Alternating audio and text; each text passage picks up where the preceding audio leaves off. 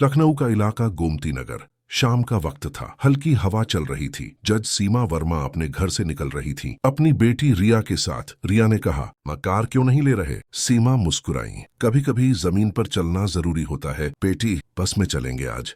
दोनों बस में बैठ गईं।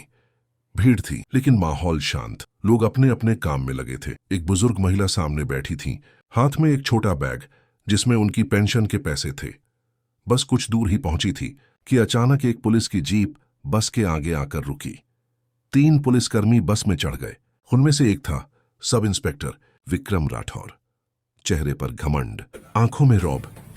विक्रम ने ऊंची आवाज में कहा, सुनो सब लोग, इलाके में चोरी हुई है, सबके बैग चेक होंगे। लोग घबरा गए, किसी ने कुछ नहीं कहा। विक्रम ने बुजुर्ग महिला से कहा, चलो अपना पर्स दिखाओ। महिला ने कांपते हुए पर्स बढ़ाया। विक्रम ने उसमें से 2000 रुपए निकाले और बोला, ये चोरी के पैसे हैं, चलो थाने चलो। महिला रो पड़ी, बाबूजी, ये तो मेरी पेंशन के पैसे हैं, कल ही बैंक से निकाले हैं। विक्रम हंसा, बहाने मत बना, सब करते हो तुम लोग, चल थाने। बस में सन्नाटा था, लोग चुप थे। तभी पीछे से एक आवाज आई। सीमा वर्मा बोली, इंस्पेक्टर साहब, किसी का पैसा बिना सबूत छीना नहीं जा सकता, यह कानून के खिलाफ है। विक्रम पलटा, घूरते हुए बोला, तू कानून सिखाएगी मुझे? बैठ जा चुपचाप, वरना तेरे बैग में भी चोरी का सामान मिल जाएगा। सीमा बोली, आपकी वर्दी आपको अधिकार देती है, अत्याचार नहीं। विक्रम गुस्से में बौखला गया, चल थाने चल, बहुत बोलती है। बस रुकवाई गई। सीमा और उनकी बेटी को जबरदस्ती उतारा गया। थाने में सीमा को बिठा दिया गया। बेटी रिया डर के मारे चुप थी। थाने के कोने में एक युवक बैठा था, चेहरा सूजा हुआ था। वह बोला, चाचा मैडम, मुझसे 10,000 रुपये मांगे थे रिपोर्ट लिखने के लिए, नहीं दिए तो झूठा केस बना दिया। सीमा ने धीरे से पूछा, थाने का प्रभारी कौन है? वरेंद्र वो बोला, वो अंदर है, इंस्पेक्टर जगमोहन सिंह। कुछ ही मिनटों में एक भारी कदमों की आवाज आई।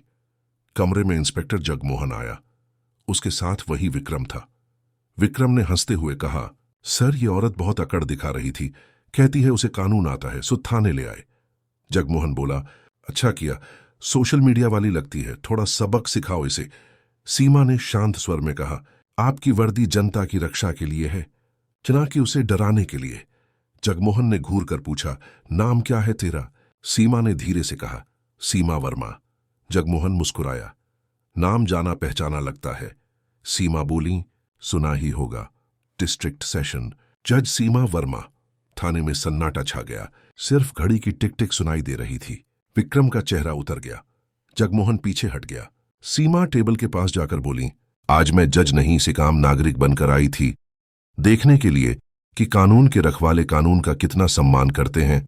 वो बोली, अभी जो बुजुर्ग महिला को आपने बस में तंग किया, उसकी गवाही होगी, और जो युवक यहां बैठा है, उसकी कहानी भी सुनी जाएगी। जगमोहन बोला, मैडम गलती हो गई, गलतफहमी थी।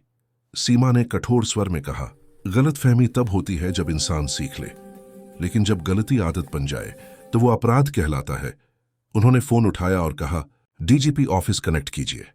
कुछ ही देर में सतर्कता विभाग की गाड़ियां थाने पहुंच गईं।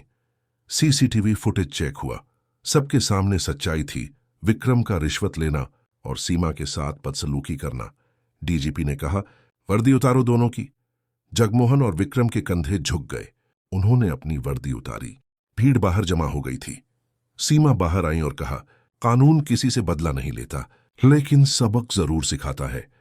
विक्रम रोने लगा, मैडम माफ कर दीजिए, गलती हो गई। सीमा ने कहा, गलती तब माफ होती है जब इंसान पछताता है। तुम्हारा पछतावा डर है, समझ नहीं। अब फैसला अदालत करेगी। अगले दिन अखबार की हेडलाइन थी, जज सीमा वर्मा ने भ्रष्ट पुलिस वालों को रंगे हाथ पकड़ा। लोगों में चर्चा थी, अगर हर अफसर ऐसा हो जाए तो देश बदल जाएगा।